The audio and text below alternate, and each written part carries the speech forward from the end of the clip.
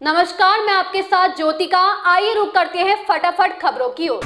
सहकारी बैंक में भर्ती पर शिंदे सरकार को कड़ी फटकार लगी है। बॉम्बे हाई कोर्ट की नागपुर पीठ ने महाराष्ट्र के मुख्यमंत्री एकनाथ शिंदे के एक सहकारी बैंक की भर्ती प्रक्रिया पर रोक लगाने के फैसले को रद्द कर दिया है। कोर्ट ने कहा कि मुख्यमंत्री के पास संबंधित मंत्री द्वारा की गई समीक्षा या संशोधन करने की कोई शक्ति नहीं है। भाजपा अध्यक्ष जेपी नड्डा ने बयान जारी कर कांग्रेस पार्टी और राहुल गांधी पर जमकर निशाना साधा है। उन्होंने कहा कि यह दुर्भाग्यपूर्ण है कि कांग्रेस पार्टी देश विरोधी गतिविधियों में संलिप्त है। देश द्वारा कई बार नकारे जाने के बाद राहुल गांधी अब देश विरोधी टूलकिट का स्थायी हिस्सा बन गए हैं। जब देश दुनिया की 5वीं सबसे बड़ी अर्थव्यवस्था बन गया है और G20 की बैठकें भारत में ही हो रही है, तो राहुल गांधी विदेशी धरती पर देश और संसद का अपमान कर रहे हैं। वाराणसी में शुक्रवार की सुबह बारिश होने से मौसम का मिजाज बदल गया। 2 दिन से तेज धूप से उमस के बाद गुरुवार को मौसम अचानक बदल गया। सुबह तो मौसम साफ रहा, इसके बाद बादल छाया रहा। इधर दिन भर बादलों की आवाजाही जारी रही। दोपहर में थोड़ी देर के लिए धूप हुई और हवा की रफ्तार थम गई। इस वजह से उमस लगने लगी, फिर बादल छाने लगे।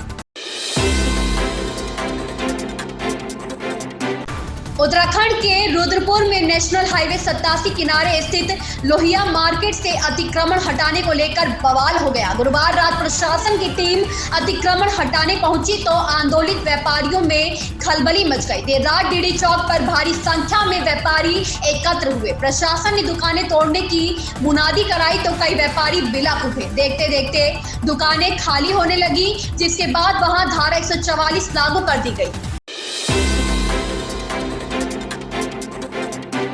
महाराष्ट्र सरकार ने शुक्रवार को सूबे की महिलाओं को बड़ा तोहफा दिया है। अब महाराष्ट्र राज्य सड़क परिवहन निगम यानी MSRTC की बसों में यात्रा करने वाली महिलाओं को निकट में 50% की छूट मिलेगी। आज से ही सरकार ने यह सुविधा लागू कर दी है। इस सुविधा के तहत महाराष्ट्र की महिलाएं बस से राज्य में जहां भी यात्रा करेंगी, वहां उनको उस तय यात्रा के किराए में 50% की राहत मिलेगी। असम के मुख्यमंत्री हिमंत बिस्वा शर्मा कांग्रेस पर जमकर हमलावर रहते हैं। एक बार फिर से उन्होंने कांग्रेस पर निशाना साधा है। कांग्रेस और कम्युनिस्टों ने दिखाया कि भारत का इतिहास बाबर, औरंगजेब और शाहजहां के बारे में था। मैं बताना चाहता हूं कि भारत का इतिहास उनके बारे में नहीं था, बल्कि छत्रपति शिवाजी महाराज, गुरु गोविंद सिंह के बारे में था। केंद्रीय मंत्री स्मृति ईरानी ने शुक्रवार को हिंदुत्व पर बात की और कहा, 1970 के दशक में विकास की हिंदू दर नामक एक अद्वितीय आर्थिक कलंक लगाया गया था, जिसने सुझाव दिया कि हिंदू जीवन शैली स्थिर, संतुष्ट और सुधार से बहुत दूर थी। नई दिल्ली में इंडिया टुडे कॉन्क्लेव में बोलते हुए महिला और बाल विकास और अल्पसंख्यक मामलों की मंत्री ने भी अपने जीवन के तरीके, सर्वधर्म समभाव के बारे में बात की। एक्ट्रेस जया बच्चन को हाल ही में अभिनेत्री स्वरा भास्कर और समाजवादी पार्टी के नेता फहाद अहमद की शादी के रिसेप्शन में शामिल हुई थी।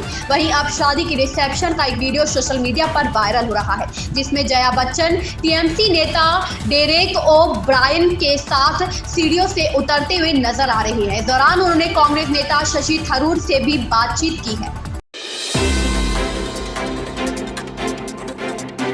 भारतीय प्रतिस्पर्धा आयोग ने गूगल पर आरोप लगाया कि यूजर्स के डिजिटल डाटा पर उसने किसी किले की तरह अपना एकाधिकार हासिल किया हुआ है। उसके तहत काम कर रहे विभिन्न मोबाइल ऐप्स इस किले के चारों ओर सुरक्षा खाई की तरह इस्तेमाल किए जा रहे हैं। किले और खाई की यह नीति न केवल डाटा पर उसका एकाधिकार बनाए रखती है, बल्कि वह इसके जरिए मोटी कमाई भी कर रहा है।